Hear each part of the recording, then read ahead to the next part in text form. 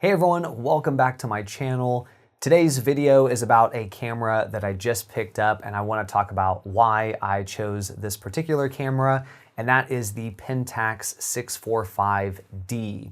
Now this is a digital medium format camera that has a Kodak medium format 40 megapixel CCD sensor. You can imagine why I might be interested in this camera based on some of my other videos that I've put out. But that Kodak medium format CCD sensor is a big draw here.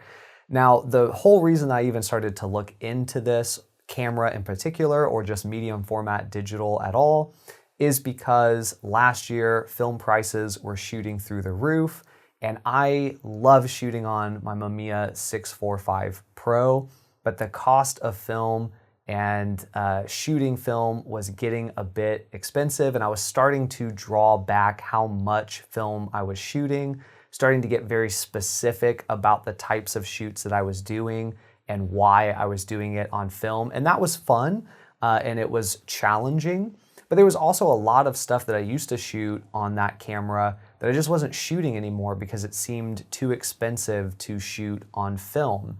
So I was mostly doing carnival shots and some portrait sessions with that camera, but each roll of film was costing me at minimum $35 because the cost of the film plus development plus scanning. And I know some of you will say, oh, you could just develop and scan at home. That's true, but for me, if I'm paying high prices to buy the film and shoot it, I also want to get the best possible scans that I can. And nothing that I am going to pick up is going to beat the quality that the film lab can produce. You know, they're using a scanner that's thousands and thousands of dollars. There's no way a $300 scanner I pick up at home is going to compete with that. So that's something that I just wasn't flexible on. I wanted to have the shots scanned by the lab. And so $35 was going to be what I had to commit to at minimum. Could even be a little bit more than that, depending on the type of film that I shot. So I started to do the math in my head. Now, I am not good at math, but I started to think, would it maybe just be cheaper in the long run to pick up a medium format digital camera and then just be able to shoot it all the time without having to worry about how many shots I was shooting or anything like that? And at the same time, I had also run into some situations where I did a portrait session. I had 3 or 4 models there, and then I ran out of film.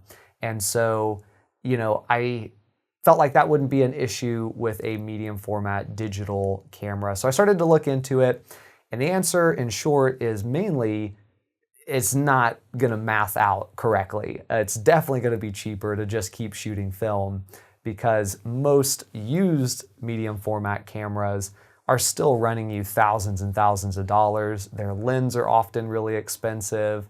You know, the systems are dated, so even then, maybe you're getting like a 20 megapixel digital back, but it only works if it's tethered to a computer, and it was kind of just becoming a whole mess. And so I kind of gave up on all that and fell in love with the Olympus E300 and E500, which have Kodak CCD sensors, but they're 4/3 size sensors, so they're much smaller than medium format.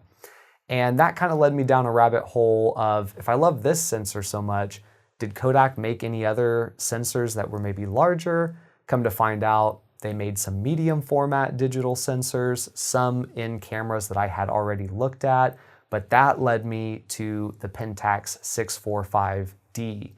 And this camera, different from all the other medium format cameras, was actually way cheaper to get even on a site like eBay than, you know, your Hasselblad H3s or your Mamiya 645 Pros, and then you got to get the, or not even Mamiya 645 Pro, but the Mamiya 645 AFD, and you got to get a digital back for it, and then that's thousands of dollars. And here this camera is, and it's rocking maybe 15 to 1800 bucks with a lens and everything that you need to just start shooting day one.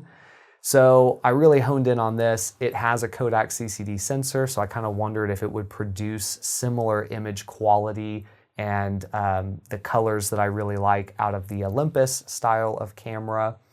And at the same time, roughly, I decided to sell my Mamiya RZ67 in favor of just shooting more on the Mamiya 645 Pro.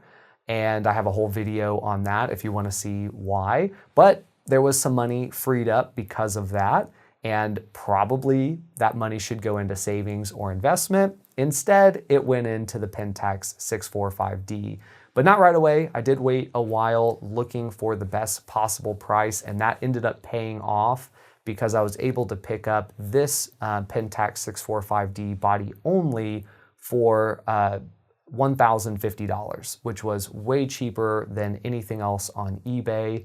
I was then able to go pick up 2 lenses that I actually wanted versus some random one that would come with it. And so I got some really great image quality out of those lenses, and then some extra batteries, wireless trigger, things like that. All together came out to probably about $1,500, $1,600, which for a medium format digital camera is a really, really good price.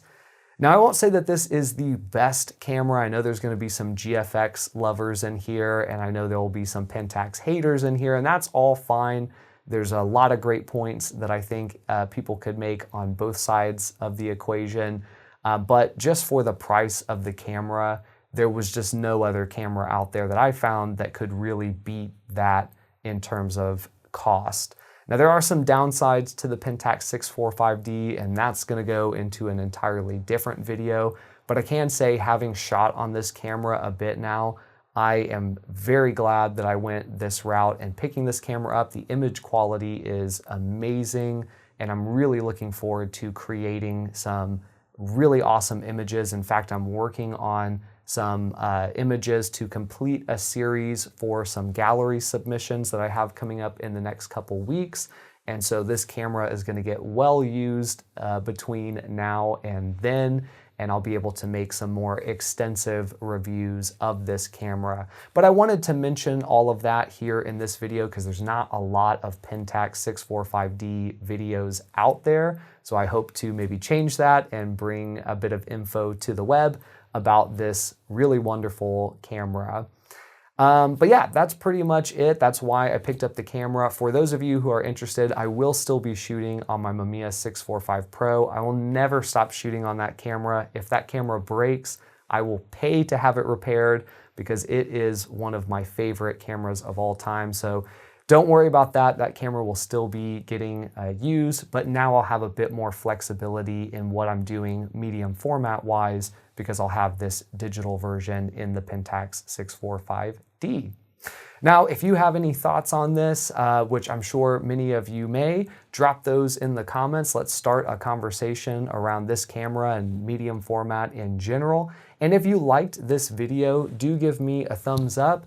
If you want to see more content around this camera or just my photographic journey in general, hit the subscribe button and that'll keep you in the know for when the next video drops.